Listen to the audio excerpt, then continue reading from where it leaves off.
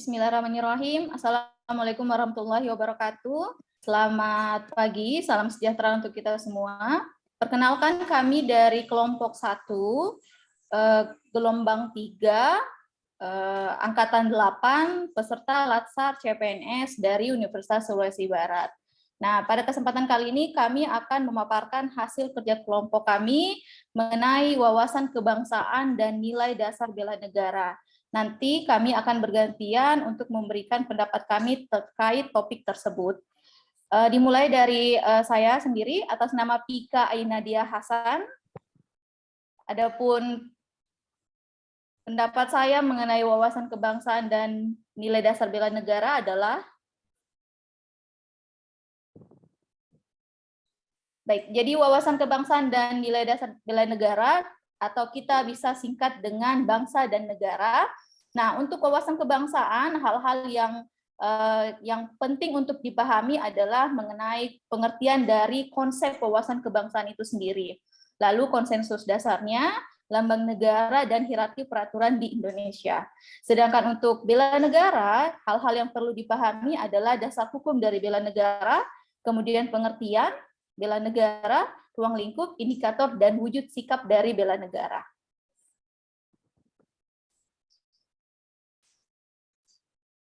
Baik, untuk wawasan kebangsaan adalah sebuah konsep yang bisa membedakan bangsa Indonesia dengan bangsa-bangsa lainnya. Nah, tujuan utamanya adalah membangun dan mengembangkan persatuan dan kesatuan. Sebab dengan memahami wawasan kebangsaan, maka akan timbul rasa cinta. Dengan adanya rasa cinta, maka kita akan lebih peduli dan melindungi Indonesia itu sendiri. Nah, salah satu cara untuk menumbuhkan wawasan kebangsaan adalah dengan memahami sejarah kemerdekaan Indonesia. Adapun sejarah kemerdekaan Indonesia dapat kita kelompokkan menjadi 2 kelompok besar, yaitu sebelum kemerdekaan dan setelah kemerdekaan. Nah, beberapa peristiwa penting yang terjadi sebelum kemerdekaan antara lain dengan berdirinya organisasi Budi Utomo, merupakan organisasi perjuangan pertama. Lalu terbentuknya Kongres Pemuda yang menyatukan berbagai macam organisasi tersebut, mulai dari Jong Sulawesi, Jong Java, Jong Sumatera, dan lain sebagainya. Kemudian terbentuknya BPUPKI yang selanjutnya berubah nama menjadi PPKI dan dilakukannya proklamasi. Kemudian setelah kemerdekaan, masih terdapat perjuangan yang dilakukan antara lain dengan melakukan pengesahan Undang-Undang Dasar, kemudian membagi wilayah Indonesia yang saat itu masih 8 provinsi, dan pembentukan KNIP yang merupakan cikal bakal dari DPR. Selanjutnya, ada 4 konsensus dasar, yaitu Pancasila, Undang-Undang Dasar, NKRI, dan Bhinneka Tunggal Ika. Nah, keempat konsensus dasar ini tidak saling tumpang tindih, tapi justru saling menguatkan satu sama lainnya. Nah, untuk Undang-Undang Dasar itu sendiri, ada beberapa hierarki atau urutannya, dimulai dari yang paling rendah adalah peraturan kabupaten atau kota, selanjutnya peraturan dari provinsi, peraturan presiden, peraturan pemerintah, undang-undang atau peraturan pengganti undang-undang, kemudian TAP MPR, dan yang paling tinggi adalah Undang-Undang Dasar. Kalau mau lagi dibuatkan, maka di atas Undang-Undang Dasar itu adalah Pancasila. Nah, sedangkan sikap bela negara sendiri adalah sebuah sikap, tekad, perilaku, serta tindakan, baik itu secara perorangan maupun kolektif dalam menjaga kedaulatan negara. Nah, bela negara diperingati setiap tanggal 19 Desember 1945. Nah, kemudian dasar hukumnya adalah pada Undang-Undang Dasar 1945, pasal 27 ayat 3 dan pasal 30 ayat 1 dan 2. Adapun 5 nilai dasar bela negara, yaitu cinta tanah air, kesadaran berbangsa dan bernegara, setia kepada Pancasila, rela berkorban, dan memiliki kemampuan awal bela negara. Nah, bagaimana cara mengetahui kita sudah memiliki semangat berbangsa dan bernegara? Ada 5 indikator yang bisa digunakan, yaitu kita telah berpartisipasi aktif dalam organisasi kemasyarakatan. Jadi tidak hanya tentang diri kita sendiri, tapi juga tentang masyarakat. Kemudian kita telah menjalankan hak dan kewajiban sesuai undang-undang, tidak melulu tentang hak, tapi juga ada kewajiban di sana. Selanjutnya ikut pemilu, nah tidak ada golput seharusnya. Kemudian berpikir, bersikap, dan berbuat yang terbaik untuk bangsa.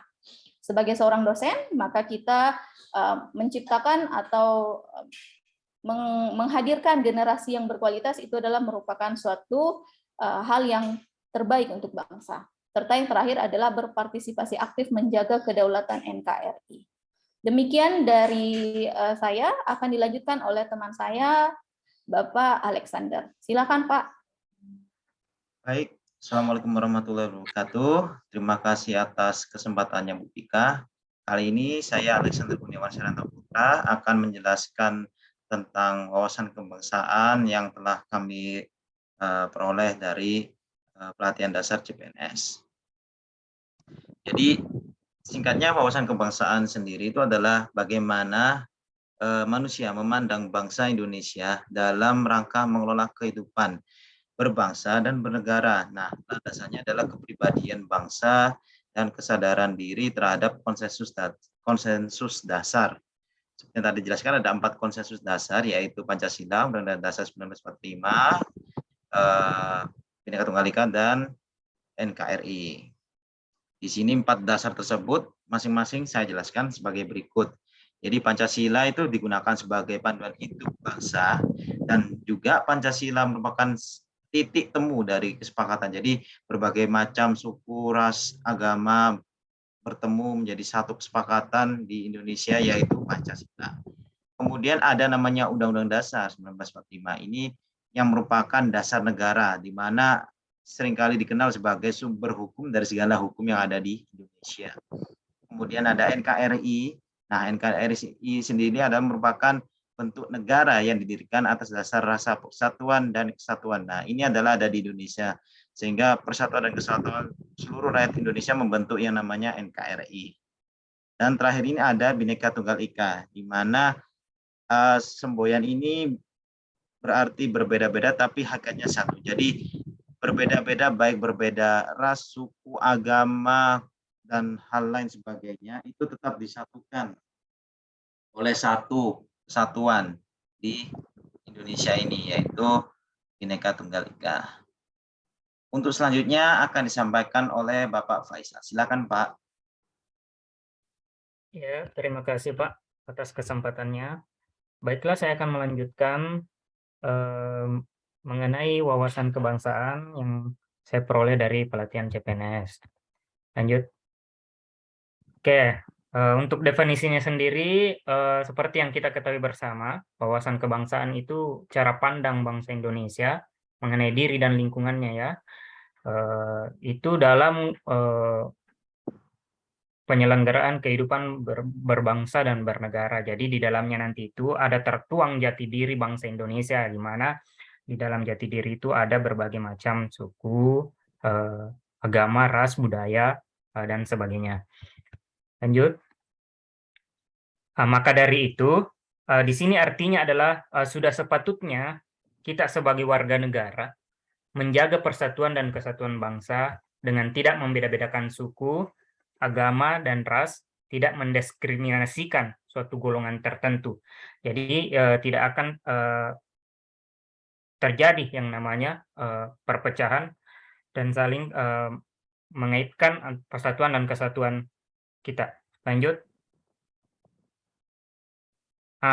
Di sini pentingnya kita perlu mempelajari wawasan kebangsaan atau Nusantara kita sebagai aparatur sipil negara. Itu kita dapat turut serta menjaga kerukunan dan persatuan kesatuan bangsa, ya, yang seperti saya katakan sebelumnya, dengan cara menghormati simbol-simbol negara dan mentaati peraturan perundang-undangan yang dibuat. Oke, lanjut. Nah, seperti yang dibahas sebelumnya, bahwa ada 4 konsensus dasar, yaitu Pancasila, Undang-Undang Dasar 1945, Bhinneka Tunggal Ika, dan NKRI.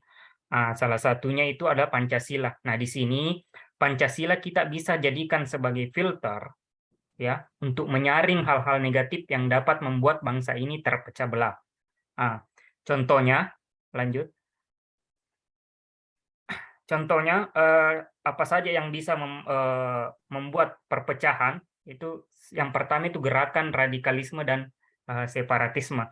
Jadi baiklah, saya akan membahas apa itu separatisme dan radikalisme, mengapa ini bisa mengancam persatuan dan kesatuan negara dan bangsa.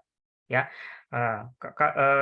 untuk separatisme itu suatu gerakan untuk mendapatkan kedaulatan dan memisahkan suatu wilayah atau kelompok manusia. Contohnya, salah satu gerakan separatisme itu adalah RMS, Republik Maluku Selatan, ya. Dan yang satu lagi ada namanya gerakan Aceh Merdeka, GAM. Ya. Kemudian untuk radikalisme ini sesuatu sikap tindakan seseorang atau kelompok tertentu yang menggunakan cara kekerasan dalam mengusung perubahan. Sempat pernah isu terorisme, contohnya ya, isu terorisme yang sering dikoordinir oleh suatu organisasi yang namanya ISIS. Kemudian yang kedua, kita lanjut contoh yang kedua itu penyalahgunaan narkoba. Ya, untuk penyalahgunaan narkoba ini masih banyak ya terkait di dalam lingkup masyarakat kita. Bahkan korbannya itu sampai sekarang masih menjangkau sebagian besar remaja, bahkan ada anak-anak yang ikut terlibat dalam penyalahgunaan narkoba ini. Kemudian yang ketiga itu masalah korupsi. Nah, ini yang tidak akan pernah lepas dari masalah untuk memecah persatuan dan kesatuan negara Republik Indonesia, masalah korupsi. Oke, lanjut. Nah, disinilah fungsi kita sebagai seorang ASN itu, kita wajib yang pertama mendekatkan diri kepada Tuhan, ya. Nah, itu kita hubungannya dengan Tuhan itu kita eratkan dengan cara rajin beribadah. Kemudian yang kedua menumbuhkan semangat nasionalisme. Kemudian yang ketiga memegang teguh ideologi Pancasila. Kemudian yang keempat tidak mudah terpengaruh berita hoax, ya. Oke, lanjut. Kemudian adapun penerapan dalam lingkungan kerja yang bisa kita terapkan, yang pertama mengenai wawasan kebangsaan ini, kita bersikap netral dalam penilaian terhadap mahasiswa, ya. Jadi kita tidak boleh memilih mahasiswa-mahasiswa mana yang akan kita beri penilaian yang baik dan mahasiswa yang diberi penilaian yang buruk. Kemudian yang kedua, menolong rekan kerja. Dalam hal ini biasanya menolong rekan kerja itu dalam penelitian dan pengabdian, menentukan lokasi penelitian dan pengabdian. Kemudian yang ketiga, tidak membeda-bedakan dalam melayani mahasiswa di kampus. Oke. Mungkin cukup sekian dari saya, mungkin akan dilanjutkan oleh teman saya selanjutnya. Terima kasih.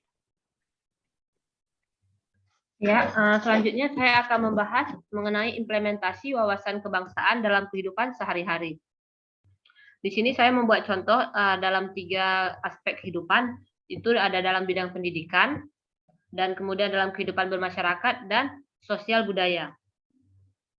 Untuk dalam bidang pendidikan, di sini contoh implementasi wawasan kebangsaan. Yang pertama, menumbuhkan rasa cinta tanah air itu dengan mengibarkan bendera merah putih setiap upacara bendera. Setiap upacara bendera sudah kita laksanakan dari saat kita SD, itu setiap hari Senin pagi, sampai mungkin SMA, mungkin nanti selanjutnya akan tetap mengadakan upacara bendera. Walaupun kita sudah menjadi ASN, kita akan tetap menumbuhkan rasa cinta tanah air itu dengan ikut serta dalam upacara bendera. Yang kedua, menjadi mahasiswa yang baik dan aktif dalam organisasi-organisasi positif. Di sini dosen juga berperan aktif menjadikan mahasiswa itu mahasiswa yang aktif, yang baik, dan ikut serta dalam organisasi-organisasi kemahasiswaan yang ada di universitas. Dan yang ketiga, menata pola sikap dengan memiliki attitude yang baik dan menata pola tindak dan tidak menjadi mahasiswa yang anarkis dan radikal. Ya, setelah mengikuti organisasi. Dan yang kedua, dalam kehidupan bermasyarakat. hubungan bermasyarakat yang baik dengan tidak mencela keyakinan orang lain, bergotong royong membangun daerah setempat, membantu orang lain yang kesulitan, itu tetangga kiri kanan apabila kesulitan kita membantu mereka, dan selanjutnya menghargai pendapat, menjunjung keputusan dalam musyawarah bersama. Yang selanjutnya dalam bidang sosial budaya. Dalam bidang sosial budaya ini yang pertama melestarikan kebudayaan lokal. Di sini kita Indonesia banyak sekali memiliki situs budaya. Di sini kita dalam menumbuhkan cinta tanah air kita implementasi wawasan kebudayaan kita ikut serta melestarikan kebudayaan lokal tersebut. Dan yang kedua, menghormati dan menghargai perbedaan serta keberagaman yang ada. Seperti yang sudah dijelaskan yang sebelumnya, Bhinneka Tunggal Ika dan Pancasila. Di situ udah jelas banyak kita perbedaan. Kita banyak Indonesia ini keberagaman suku budaya. Jadi situ kita dalam mengimplementasikan wawasan kebudayaan, wawasan kebangsaan kita harus menghormati dan menghargai apapun perbedaan itu. Mungkin cukup sekian penjelasan dari saya. Selanjutnya akan disampaikan oleh Ibu Muflihah. Baik, terima kasih banyak atas kesempatannya, Ibu. Kemudian saya akan melanjutkan presentasi dari teman saya tadi, yaitu analisis SWOT tentang loyalitas. Nah, kita ketahui bahwa analisis SWOT itu terdiri dari strength, weakness, opportunity, and threats. Nah, kemudian saya akan jelaskan masing-masing dari analisis SWOT tersebut. Kita mulai dari yang pertama, yaitu strength. Jadi, kita ketahui strength adalah sebuah kekuatan jika dimasukkan dalam sebuah negara dan juga kampus, ini adalah suatu produksi atau lokasi strategis yang menekankan pada keunggulan dan juga loyalitas terhadap bangsa dan kampus itu sendiri. Kemudian yang kedua yaitu weakness. Yang kedua yaitu weakness. Kita ketahui bahwa di mana ada kekuatan, di situ juga bakal ada kelemahannya. Jadi bangsa maupun kampus itu memiliki kelemahannya masing-masing. Nah, di sini sangat penting bagi kita untuk mengetahui kelemahan yang dimiliki suatu bangsa dan negara, agar kita nanti dapat melakukan perbandingan dengan pesaing seperti yang dimiliki negara lain.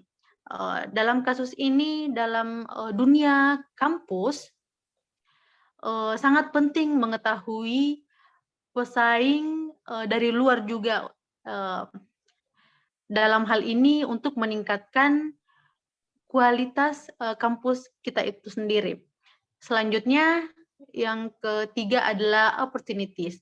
Nah, opportunities itu sendiri yaitu sebuah peluang. Ini biasanya dibuat pada saat awal pembangunan suatu terbentuknya loyalitas terhadap negara dan dibentuk berdasarkan peluang ataupun kesempatan untuk menghasilkan keuntungan.